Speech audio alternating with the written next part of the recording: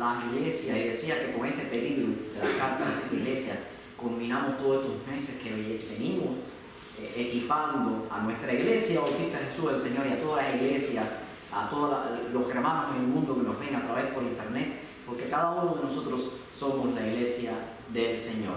Y vamos a Apocalipsis capítulo 2, versículos del 8 al 11, donde tuvimos la lectura de la palabra, y lo vamos a leer nuevamente. Dice: y escribe el ángel de la iglesia de Esmirna, el primero y el postrero, el que estuvo muerto y vivió, dice esto: yo conozco tus palabras y tu tribulación y tu pobreza, pero tú eres rico, y la blasfemia de los que dicen ser judíos y no lo son, sino sinagogas de Satanás. No temas en nada de lo que vas a padecer. He aquí el diablo echará a algunos de vosotros en la cárcel, para que seáis probados y tendréis tribulación por 10 días. Sé fiel hasta la muerte, y yo te daré la corona de vida.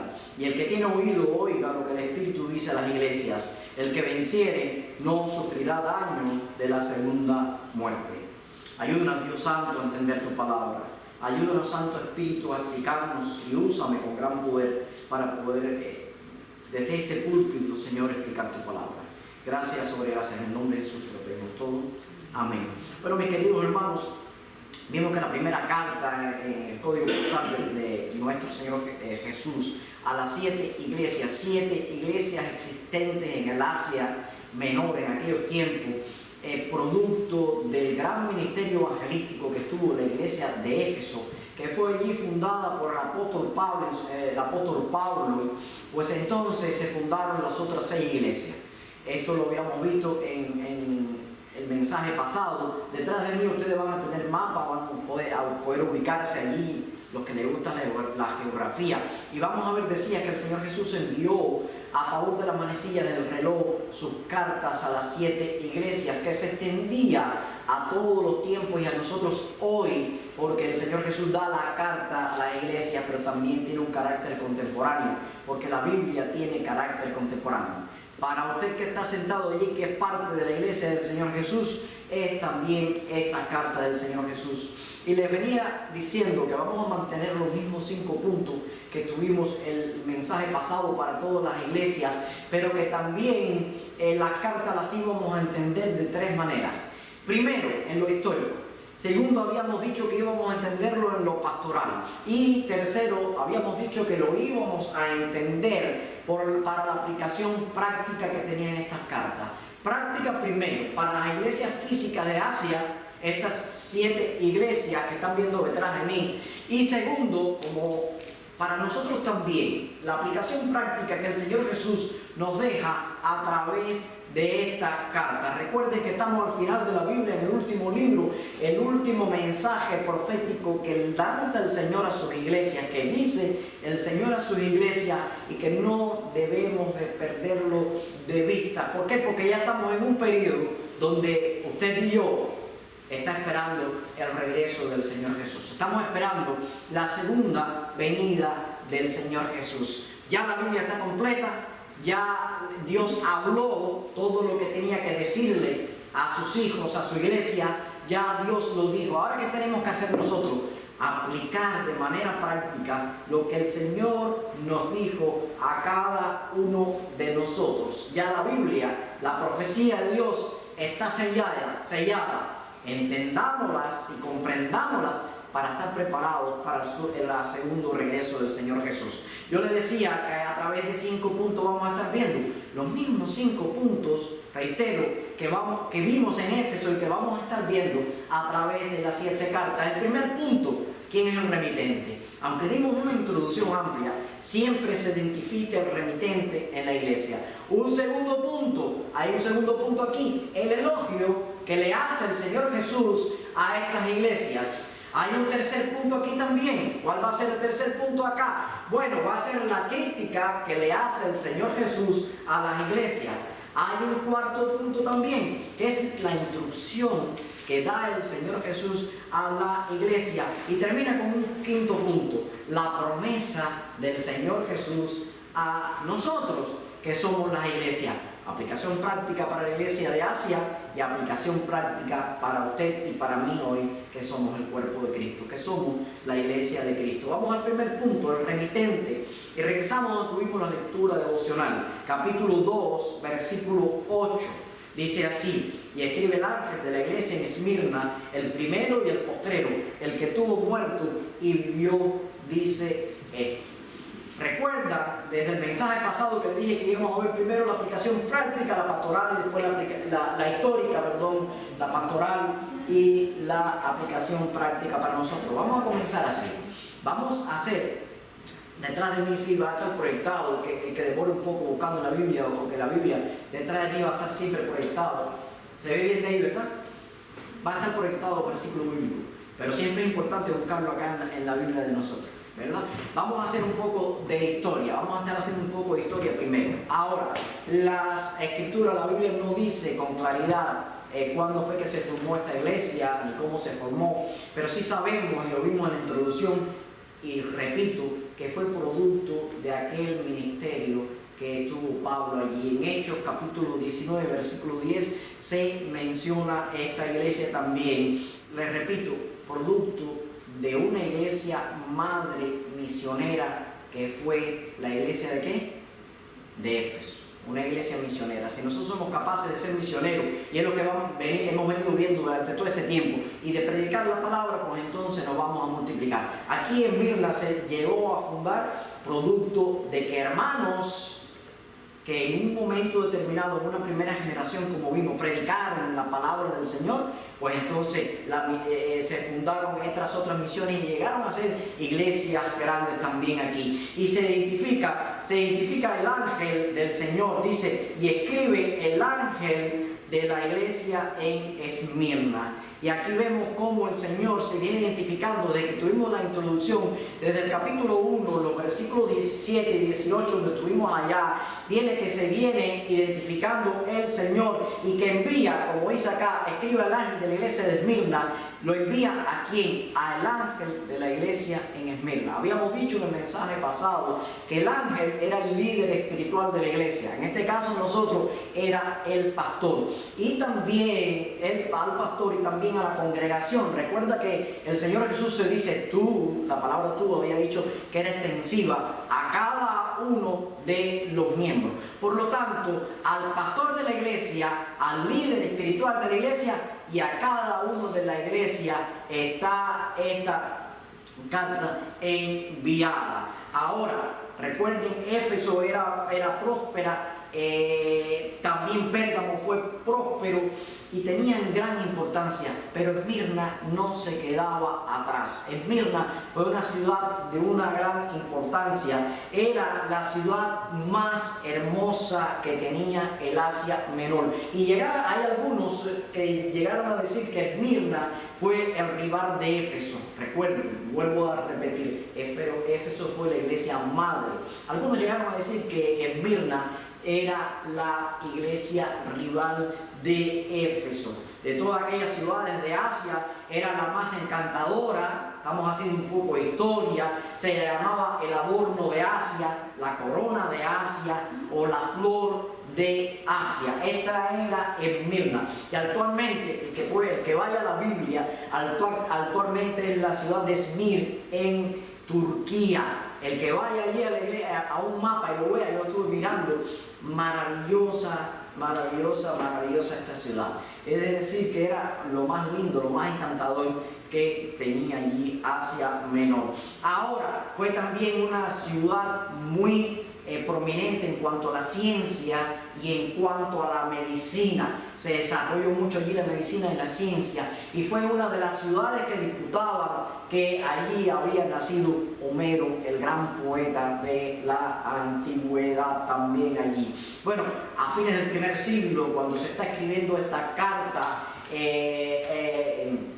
Esmirna, aquella ciudad de Esmirna, se había aliado tanto a Roma que inclusive cuando los soldados de Roma, hay una anécdota que cuando los soldados de Roma fueron a la guerra y estaban allí pasando hambre y frío, ellos se despojaron de su ropa y de su alimento y apoyaron allí a Roma. Por lo tanto, el emperador se le rendía adoración, y Esmirna estaba tan comprometido con Roma que se obligaba allí a rendir culto al emperador. Esto le era de mucha dificultad a los cristianos fieles, porque era obligatorio que a cada fin de año se entregara una ofrenda y se le adorara al emperador. Esta era la situación que estaba viviendo allí.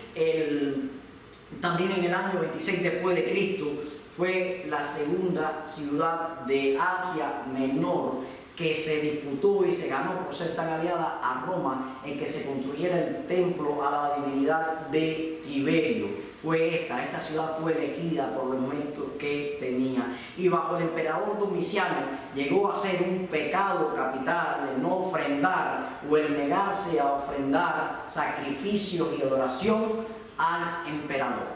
Así vivían aquellos cristianos allí de Esmirna, a tal punto, y vemos cómo vivían. Quiero leerles actualmente algo, que había un obispo muy prominente en aquel tiempo, un fiel obispo que se llamaba Policarpo. Dice la tradición que Policarpo fue discípulo de Juan, que Juan fue el que lo formó y fue muy fiel. No voy a contar la historia completa de Policarpo porque no me da tiempo, pero Policarpo, cuando fue entrevistado allí para responder al procónsul del emperador, y este lo está interrogando, está poniendo a prueba su fidelidad, querían que adorara al emperador allí, él dijo, y le voy a leer textualmente, dice: 86 años hace que sirvo y ningún daño he recibido de él. Está hablando del Señor Jesús. ¿Cómo puedo maldecir de mi rey que me ha salvado?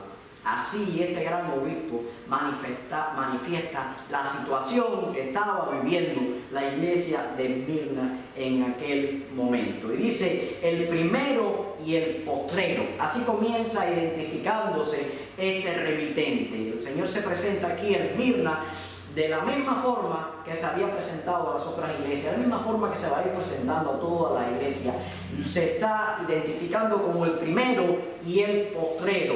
Y para el cristiano, sobre todo para el cristiano de Esmirna, que estaba siendo allí perseguido, que su fe estaba siendo puesta a prueba constantemente, era una promesa estupenda, para decirlo de alguna manera, que se presentara el Señor así, el primero y el postrero, como dice el Señor. ¿Qué les estaba diciendo?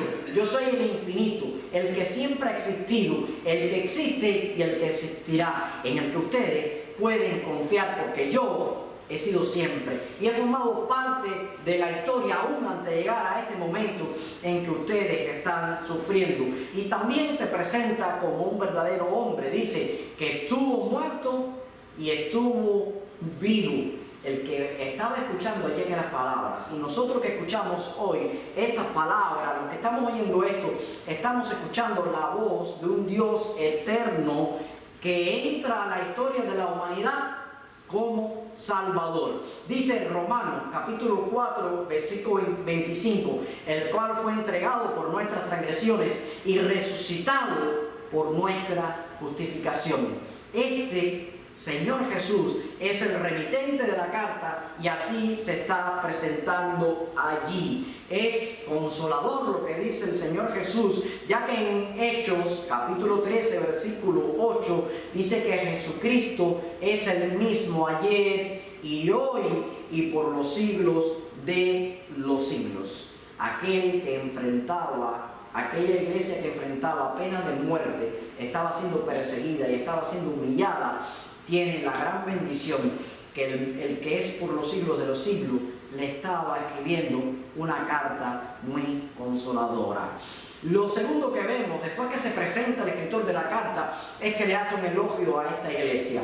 Dice Apocalipsis versículo 9, capítulo 2, versículo 9: yo conozco tus obras y tu tribulación y tu pobreza, pero tú eres rico. Si miramos ahí en nuestra Biblia, tú eres rico está entre paréntesis. Y la blasfemia de los que dicen ser judíos y no lo son, sino sinagoga de Satanás. Era una iglesia pobre materialmente, pero rica espiritualmente. Y el Señor se lo reconoce. Y que el Señor se lo reconozca está diciendo que está teniendo en cuenta, que está reconociendo la situación que está viviendo esta iglesia de Esmirna. Lo dice dos veces. Ahora, no se sabe con claridad en este versículo 9, si lo volvemos a leer, que estaba enfrentando aquella iglesia, cuál venía, cuál era la presión, cuál era lo que estaba haciendo infeliz a aquella iglesia y de dónde era su pobreza.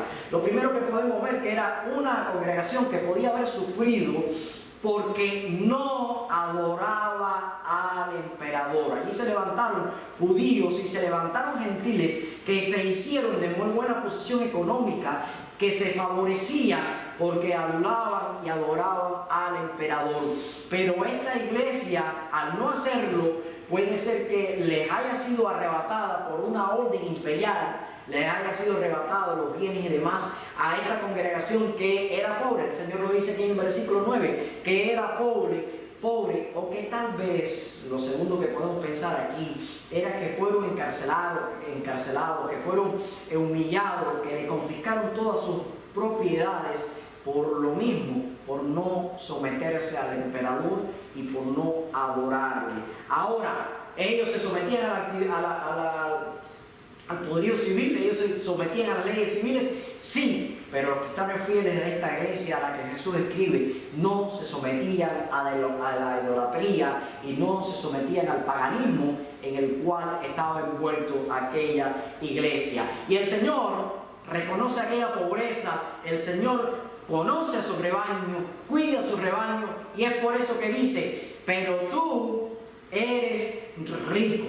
Repito, eran pobres en bienes materiales, pero eran ricos espiritualmente.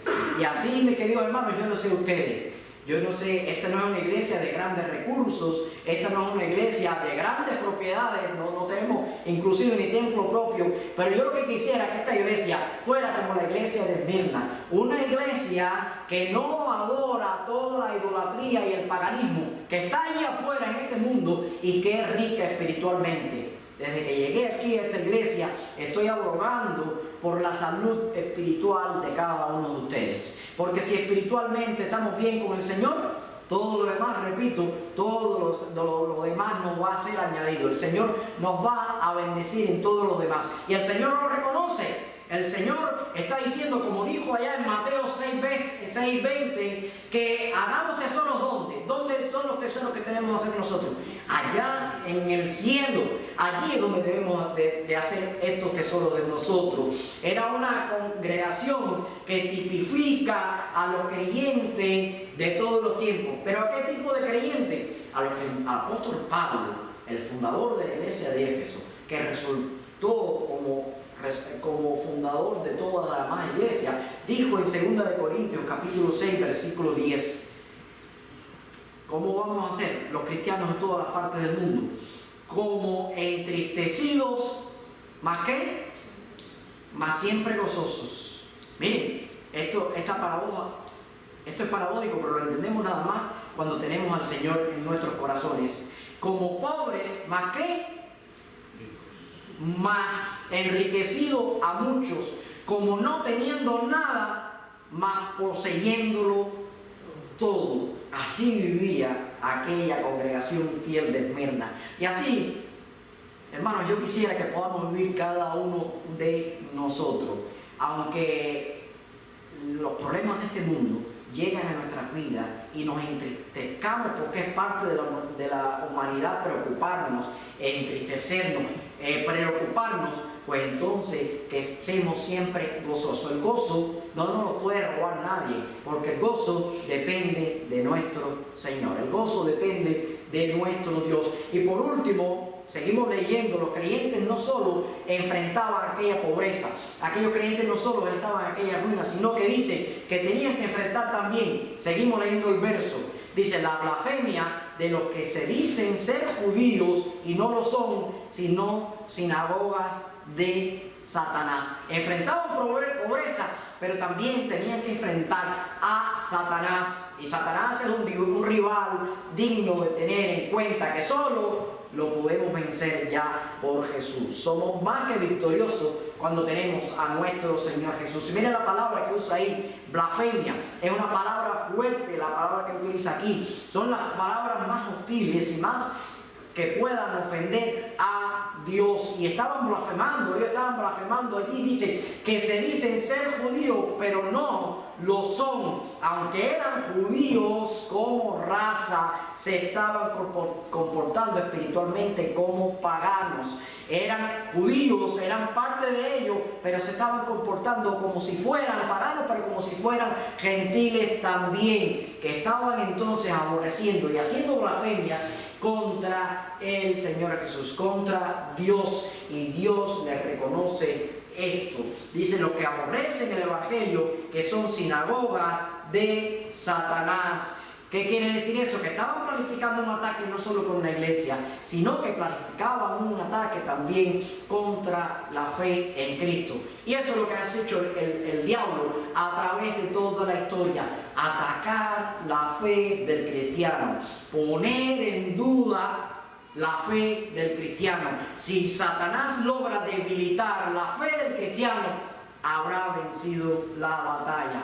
Seamos fieles, seamos espiritualmente apegados a nuestro Dios, tengamos una relación perfecta con nuestro Dios siempre, porque a medida que pasa un día, mañana la guerra espiritual va a ser mayor, porque un día menos le queda a Satanás y un día más cerca estamos nosotros de la presencia de nuestro Señor Jesús. Y conocemos de memoria, como dice la Biblia, que anda como león rugiente. ¿Quién? Satanás, el diablo, buscando a quien devorar. ¿Por qué? Porque el tiempo está acabando.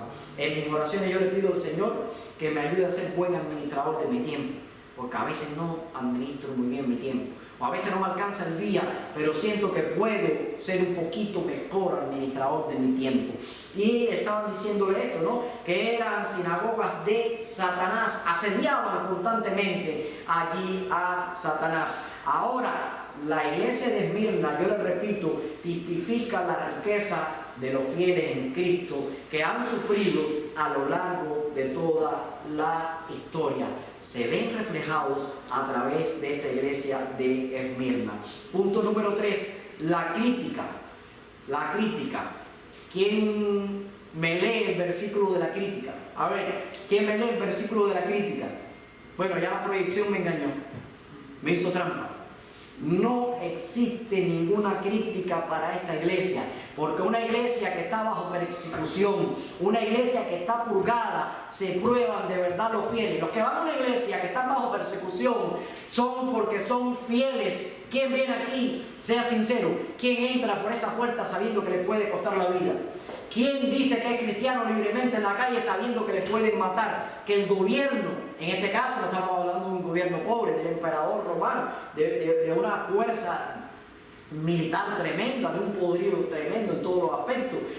Esta iglesia no tenía ninguna crítica, no había crítica para ella, porque una iglesia perseguida es una iglesia fiel. Y así, mis queridos hermanos, nosotros hoy no estamos siendo perseguidos por el gobierno, pero sí estamos siendo perseguidos por lo que acabé de leer ahora mismo, por Satanás. Estamos siendo perseguidos por Satanás. Por lo tanto, tenemos que mantenernos fieles. Y me gusta mucho como dice el Señor, ¿no? Jesús le dijo: tú eres rico, lo voy a volver a repetir. Tú eres rico. Ellos tenían realmente lo que les importaba. Tenían salvación, tenían fe, tenían fidelidad. Ellos eran ricos. Por eso que Jesús les logra decir: ustedes son ricos. Ricos espiritualmente, porque vivían en pobreza espiritual. Cuarto punto, la instrucción. Siempre a toda la iglesia nuestro Señor dio una instrucción. Apocalipsis 2:10 dice: no temas en nada de lo que vas a padecer. Y aquí el diablo echará a algunos de vosotros en la cárcel para que seáis probados y tendréis tribulación por 10 días. Ahora, luego del elogio luego del elogio que le hace el Señor Jesús a esta iglesia por soportar aquella persecución, ¿qué sucede aquí? El Señor les procede a advertir a esta iglesia fiel que todavía viene un poquito más. No se ha terminado, todavía viene un poquito más. Hermanos, mañana Satanás va a reciar más contra usted, contra su familia, en contra de su bienestar. Viene un poco más. A medida que el tiempo se va cortando, más se va arreciando. Y así le dice el Señor Jesús a esta iglesia y nos lo dice a nosotros hoy. Dice el Señor Jesús, hace una exhortación y dice: no temieran lo que iban a padecer. Ustedes no teman lo que van a padecer. Específicamente el Señor le dice: el diablo los va a echar, algunos de ustedes los va a echar en la cárcel. ¿Para qué? Pero ¿para qué va a echarlo en la cárcel? ¿Cómo continúa el versículo diciendo? Para ser probado. Siempre que vienen tentaciones a nuestras vidas, siempre que vienen problemas y dificultades en nuestras vidas, es porque Dios está probando nuestra fe. Es porque Dios está queriendo que nosotros subamos un peldaño más. Siempre lo vengo diciendo aquí. Cuando llegan pruebas a su vida, hermano, manténgase fiel como se mantuvo esta iglesia, porque es que Dios quiere que usted dé un salto en la fe. Dios quiere que a usted aumente la fe. Y Dios quiere que a medida que lleguen pruebas a su vida, usted dependa de Él 100%. Que reconozca que de Él viene toda la asistencia. Con otras palabras, las pruebas son para que nosotros estrechemos la relación con nuestro Dios, para que nuestra confianza en nuestro Dios se multiplique y de igual manera se multiplique nuestra fe. Dice que serán encarcelados y serán probados ¿con qué? Con tribulación durante 10 días. No solo van a sufrir encarcelación, sino que van a ser probados por 10 días. Ahora, este periodo que habla aquí de 10 días, se puede entender, se le ha dado a lo largo de la historia muchas interpretaciones. A mí me gusta interpretar la Biblia de manera literal. Mi interpretación de la Biblia es histórica, gramatical. Esa es mi posición teológica.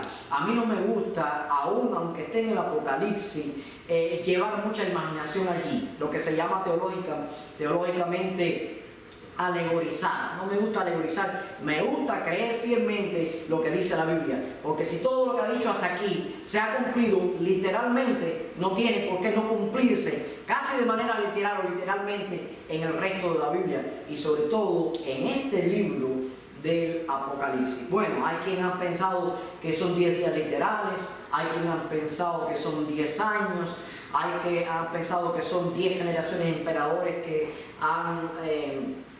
le han traído este martirio acá a la iglesia de Esmirna. Hay quien ha pensado que es un periodo de tiempo breve. Yo me gusta pensar que son 10 días y me gusta pensar también que es un periodo breve, un periodo intenso, pero breve, donde la misericordia del Señor se está poniendo de manifiesto aquí. Por lo tanto, esta iglesia va a tener que soportar un poquito más, pero por un periodo de tiempo breve, muy pequeño. Dios en su misericordia a una iglesia fiel, a un cristiano fiel, no le va a poner una carga superior a la que él pueda llevar, porque la asistencia de nuestro Señor va a estar allí. Ahora, vamos a ver, después que suceda esto, qué le dice el Señor. Porque para cada una de las iglesias, y para usted y para mí, hay una promesa de parte de nuestro Dios. Versículo 10, la última parte, y versículo 11, dice: sé fiel hasta la muerte, y que yo te daré la corona de vida. El que tiene oído, oiga lo que el Espíritu dice a la iglesia, y el que venciere no sufrirá daño de la segunda muerte. Mire cuál es la invitación del Señor Jesús. ¿Qué es lo que dice el Señor Jesús? Mire, casi que en manera de mandato podemos ver esto. Dice que tengamos confianza hasta la tumba. Vamos a tener confianza hasta la tumba, hasta la muerte. Dice: sé fiel hasta la muerte, y yo te daré la corona de vida. ¿Qué es símbolo de corona? ¿La corona? ¿Quién lleva la corona? Bueno, un rey lleva una corona, pero un atleta también llevaba una corona. El atleta y el rey, por lo tanto, es un símbolo de un conquistador y es un símbolo de un victorioso. Este es el símbolo de corona, es un símbolo de recompensa, es un símbolo de culminación, es un símbolo de logro que lleva el cristiano por ser fiel y por mantenerse fiel. Le damos la corona. ¿Y cuál corona dice el Señor que nos va a dar a nosotros por estar fiel? Recompensas y victoriosos somos en Cristo Jesús, ¿verdad? Y vamos a tener la corona. ¿Qué dice el Señor Jesús ahí de manera literal? ¿Qué dice?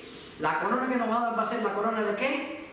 No va a ser la corona del laurel que le daban a aquellos que corrían en los Juegos Olímpicos y al final ganaban y le daban una coronita de laurel, de rama, y con el tiempo se le secaba. O un rey, una corona que tenga un poco de adorno, un poco de joya, un poco de eso. Eso se puede perder, puede ser imperecedero, se puede corroer. ¿Cuál corona nos va a dar el Señor? ¿Qué dice el Señor que nos va a dar? Corona de vida. La corona de vida. Esa es la corona que yo quiero. Yo no quiero trofeos grandes en el cielo. Yo quiero que el Señor me dé a mí la corona de vida. Literalmente dice la corona de vida. ¿Por qué a estos fieles de Esmirna? Por el sufrimiento que estaba pasando. Y a usted y a mí nos va a dar la corona de vida si somos fieles, al igual que aquellos cristianos de Esmirna que estaban soportando sufrimiento. Hoy, repito, somos embestidos por el mundo. Hoy tenemos gran presión con el mundo, en las redes, en la televisión, en donde quiera que vayamos, nosotros estamos siendo bombardeados por este mundo. Estamos siendo probados, nuestra fe está siendo probada por este mundo. Pero si hacemos como estos fieles cristianos de Esmirna, el Señor Jesús nos va a dar la corona de vida. Es una promesa, la estamos leyendo, del Señor Jesús hacia nosotros, la corona de vida. Ahora, miren cómo termina esta frase: el que tiene oído, oiga lo que el Espíritu dice a la iglesia. Esto se le hace familiar, ¿no? Así terminaron, ¿no? Así terminan casi todas las cartas, así terminan. El que tiene oído, yo lo decía en el mensaje pasado y lo repito todos tenemos oído. No para escuchar lo que yo les estoy hablando aquí, sino para escuchar lo que Dios le está hablando a través de la Biblia. Porque cuando vamos a la Biblia, es el Señor el que nos está hablando. Me habla a mí, me usa a mí para que yo le hable a ustedes, pero ustedes van a la Biblia y el Señor le habla directamente a cada uno de ustedes. El que tiene oído, oiga lo que el Espíritu dice a usted y a mí, a las iglesias de Asia, a la iglesia bautista Jesús del Señor y a cada uno de nosotros como iglesia de Cristo que somos. La promesa: el que venciere no sufrirá daño de la segunda muerte. Vamos a tener vida, en Cristo tenemos vida en abundancia y no vamos a sufrir de la primera muerte. No se estaba refiriendo de la muerte física que puede tener un cristiano que muere aquí o no. Se llama de la muerte, la segunda muerte que está hablando aquí es aquella muerte que no tiene el infierno dominio sobre ella, porque cuando usted resucite con cuerpo glorificado para encontrarse con su Señor Jesús, ya la muerte no tendrá sobre usted poder. Usted va a vivir con cuerpo glorificado por toda una eternidad con su Señor. Dice la Biblia, Apocalipsis 20:14, habla de esta segunda muerte. Dice: la muerte y el Hades fueron lanzados al lago de fuego. ¿Esta es la muerte qué? Segunda. Es la que es lanzado al Hades y al lago de fuego y al Hades. Y también dice 21:8, dice también un poco más adelante: pero los cobardes e incrédulos, los abominables, los homicidas, los fornicarios, los hechiceros, los idólatras, todos los mentirosos tendrán su parte en el lago que arde con fuego y azufre. ¿Que esta es qué? La segunda muerte. Pero yo le digo más a ustedes: no va a ser una muerte como la que conocemos ahora, que te mueres y ya, eso no existe. Van a vivir, ustedes no, porque ustedes son fieles cristianos. Usted, mi querido hermano o amigo que me ve, si es fiel cristiano, esto no va a tener que ver con usted, porque allí en el Hades o en el lago de fuego, que es la muerte final, la segunda muerte, no es que vas a estar muerto y no vas a tener, sino que vas a padecer por toda una eternidad. Van a padecer por toda una eternidad, separados de la gloria del Señor. Los cristianos fieles en Cristo vamos a ser herederos de la vida del Señor, vivir por toda una eternidad alabándole y contemplando su gloria en el cielo. Ahora, esta iglesia sufrida fue una iglesia fiel. La iglesia de Esmirna nos da un ejemplo.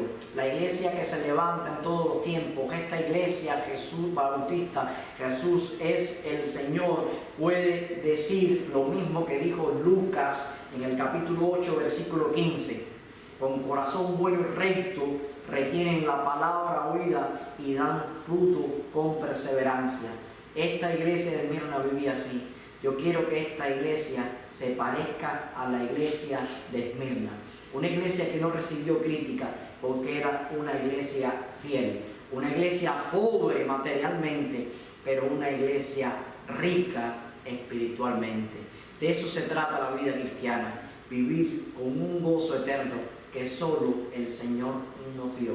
Las circunstancias externas no tienen nada que ver con las riquezas espirituales que el Señor nos da.